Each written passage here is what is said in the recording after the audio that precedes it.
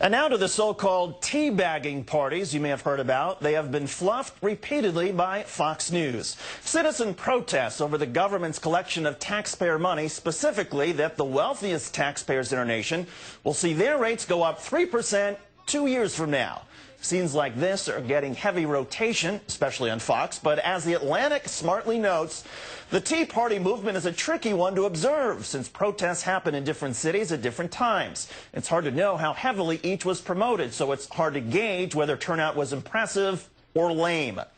But limp or not, since more of these things are supposedly unfolding on or near tax day, April the 15th, a prominent Republican has tried to jump on the teabagging bandwagon, reportedly offering to join in and participate. But he has been rebuffed. RNC Chairman Michael Steele, a party official, now says that Steele never asked to speak at the April 17th Chicago event of the Don't Go movement. But a Don't Go organizer said in a statement, quote, "It appears that he, Steele, has only just decided to reach out after realizing how big the movement has gotten and how much media is now involved." Meantime, a Washington, D.C. teabagging party has given a speaking slot to failed GOP senatorial and presidential contender Alan Keyes.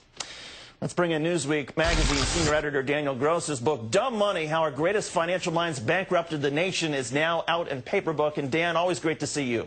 Good to be here, David.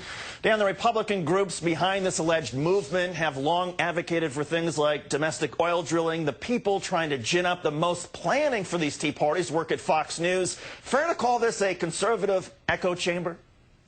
It's a great example of, what's known as Astroturf, which is sort of the opposite of grassroots. Grassroots grow from the bottom up. Astroturf comes from Washington, conference rooms. Well, since the stimulus package gives tax cuts to most wage earners, those that are making under $250,000 a year, who are these protesters and what exactly are they protesting? Yeah, that's a very hard question to answer. We know they're against the bailouts, which were passed last year by the prior administration. They're against the TARP, which was passed last year by the prior administration. The bailout of AIG passed last year by the last administration. The initial loans to the automakers, again, a product of the last administration and the last year. They seem to be against the stimulus package, which includes several $100 billion in tax cuts for people like themselves. And they seem to be against large deficits. They don't like these massive deficits. Who does? By the same token, when there are measures proposed to do something about those huge deficits, i.e. letting taxes go back to where they were in 2001, they're against that too. So I have a hard time figuring out what it is they're for, other than buying large quantities of leaves of tea and dumping them into tepid water. Obviously, there is a perfectly legitimate position to be taken about reining in government deficits and debt, particularly when the recession ultimately ends. But isn't the message of these teabagging parties essentially a kind of Herbert Hoover-like approach? Well, if your attitude towards this massive rise in unemployment is to essentially do nothing except cut taxes for a few people, and if your attitude towards the entire financial system melting down and the prospect of people's deposits disappearing is to sort of do nothing, that's, almost as bad as, in fact, that's probably worse than Hoover, because he did, after sitting around for a couple of years, try to do some stuff to alleviate the suffering. It seems like the things they're in favor are largely those things that would aggravate the situation rather than improve it. And again, the basic point is that the government has lowered rates as much as it can.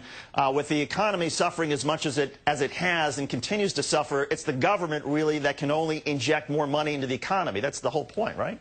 There are three sources of demand in an economy. There's the government, there are consumers, and there are businesses. Consumers and businesses have been flat on their back for the last year. The economy is shrinking at a rate of 6%, which is really, unseen, virtually unseen in our lifetimes. So in that situation, it's the government that has to step in. There's this sense when you listen to these people that the government is stepping up and running these deficits because it's what the people in charge really want to do. They felt that, this is their chance to run $3 trillion deficits.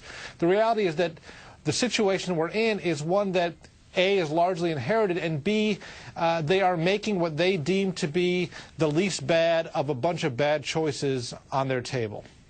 And Dan, to the extent that there is opposition to some of Mr. Obama's policies, whether it's mouthed by Fox News or anybody else, should President Obama ignore it, speak past it, or counter it? I mean, we see the video of them holding up the tea bags, and I suppose the symbolism of that can be read a lot of different ways, but what do you think the president ought to do? I think when it comes to teabagging, the president should probably just ignore this. He's got 10 other things on his plate, Pakistan, Afghanistan, Iraq, the banking crisis, the overall economic situation, health care, to get bogged down with what seems to be a fringe group of people throwing consumer products into the lakes and rivers of this nation doesn't seem to be worthy of his attention. And in fact, there is a possibility that this is a brilliant kind of viral PR move by Lipton. Daniel Gross of Newsweek, also the author of Dumb Money. Dan, thanks as always for coming on. Great to see you. Happy to be here, David. Okay.